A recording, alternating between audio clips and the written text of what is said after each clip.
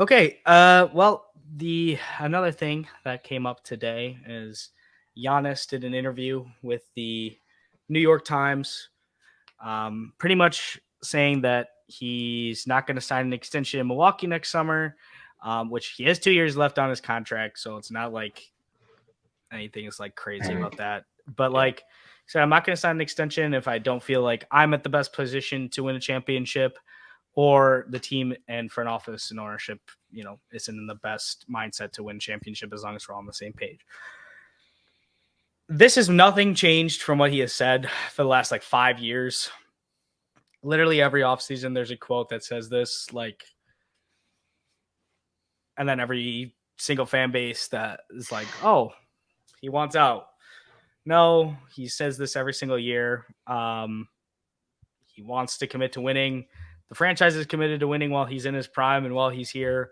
If they weren't, they would tell him, and they'll do anything to keep him happy, because why wouldn't you? So, but I do think that there is changes on the horizon for this team. I think this is the last year with this core, from the type of contracts that they signed them to, the structure of a lot of the free agent deals that they brought in this offseason. I think this is probably the last dance for this level, type of player of this group, I should say. So I don't know if you guys have any thoughts about the comments. Yeah, I've got some thoughts and whatnot, but yeah, to the thing about the Bucks and kind of maybe this being their last dance, like, when teams win the championship, we kind of just say, okay, they did it. They're good for the next bunch of years. Like, we've seen them do it, where they're off the hook. But I don't think this is the case for this Bucks team, just because they lost in the first round last year to the 8th seed. I think they've got some things to prove, I think, this next season. I agree. And I think they need to get their lick back. Like, I really do. I don't think this could be another year where they lose in the second round, because if so, I think that means, like, maybe not bad things, but kind of like, I don't know, weird. It'd be kind of bad vibes if they did, just for that organization and Giannis and all that. So, I think Giannis also recognizes that this is an important year for them. And I think winning another championship this year would be like absolutely huge for this team and for the story of this team and Giannis. And as far as the comments themselves, like, we've kind of seen this before, and we've seen this before not only with him but with other players. I mean, trying to hold your front office accountable and keeping them in check a little bit, doing via the media, is something that we've seen superstars do all the time. And Giannis, right? 2020, Giannis was kind of doing similar things. When they do that because they want to keep their front office in check, right? Be like, I'm not going to leave or do any of this, but I'm going to say these things to the media so you can get what I want to get done. Yeah. They traded for Jrue Holiday. Giannis signed his extension like basically no time after. all was good. Like, that's all it took. And you see these quotes on Twitter today, and like in the comments, like, obviously you're gonna see the old Miami Heat photoshops that we saw in 2020. But like, yeah, I don't. This isn't nothing, these comments, but they also like aren't that much. Like, I don't know. We've seen this before. Yeah. I think there's a couple things, because the one thing you said, Geoff, there are changes on the horizon. And as someone who's dealt with a small market team with a superstar who's had microaggressions towards the front office, you can try to make changes, but sometimes you just fuck up.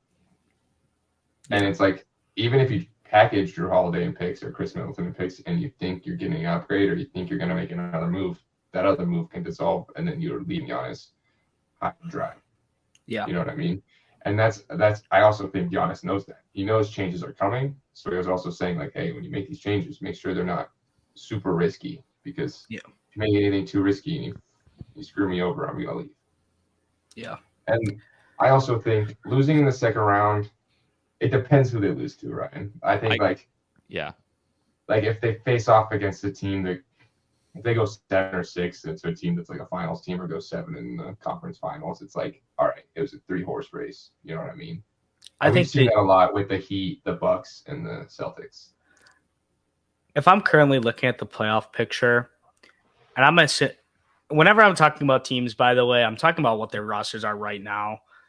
The Heat don't have Dame yet, and it's just so I'm not going to assume that. Like at this point, there's no assumption that he's going to be there at this point in my mind. So right now, if I look at every roster in the East, there's only one roster that comes comparable to ours, and it's Boston. Yeah. If we lose to Boston because we're a lower seed, because we're dealing with injuries throughout the regular season, we lose to them in the second round, I can understand that.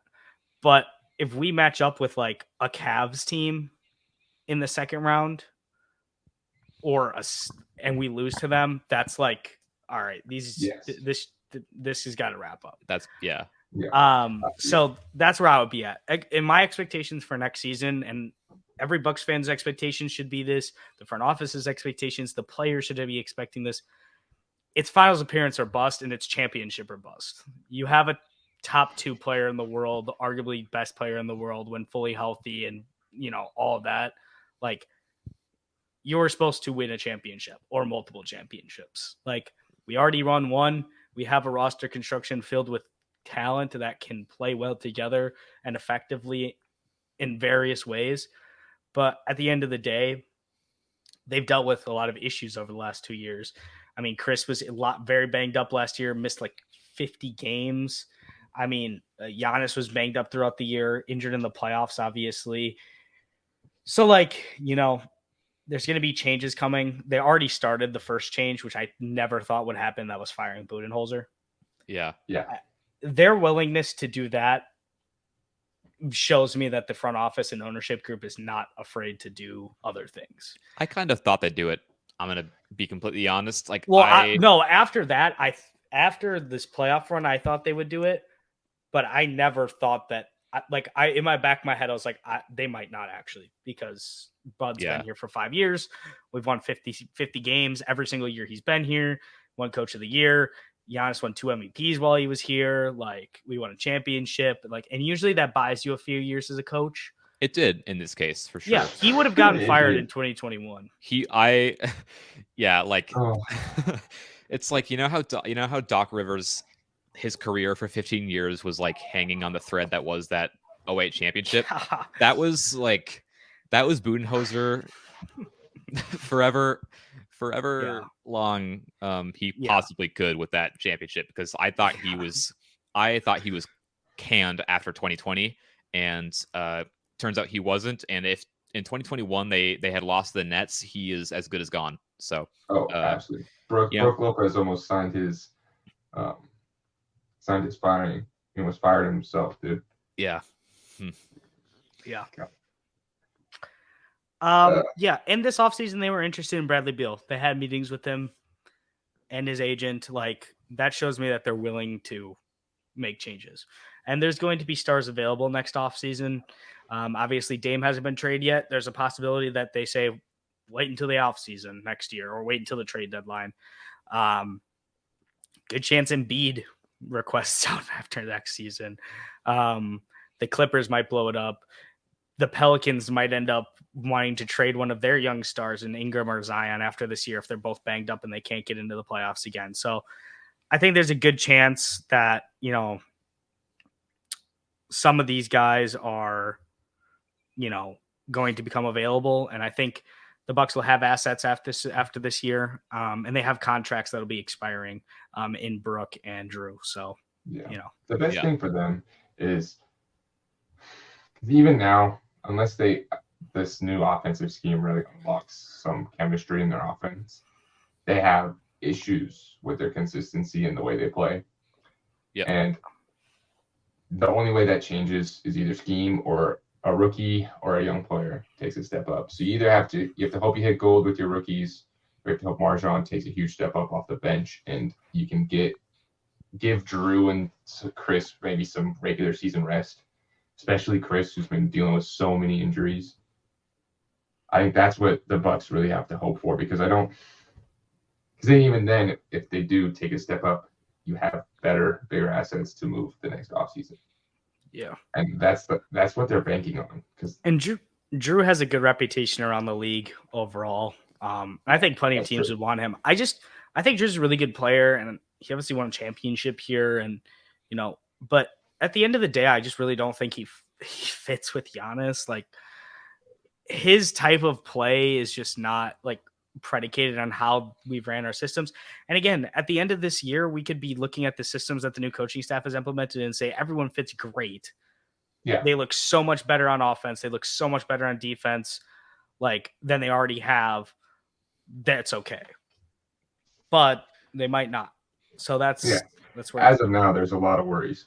It would also be nice if Drew didn't forget how to shoot in the playoffs. 8% drop in true shooting percentage come playoff time in the last 4 years.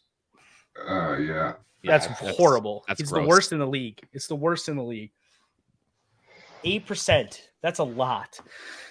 Is that's post dominating the Blazers though, right? Yes, that's like 20. It's like 2021 to now. It's like last 3 years. So it's pretty recently. Okay. Yeah.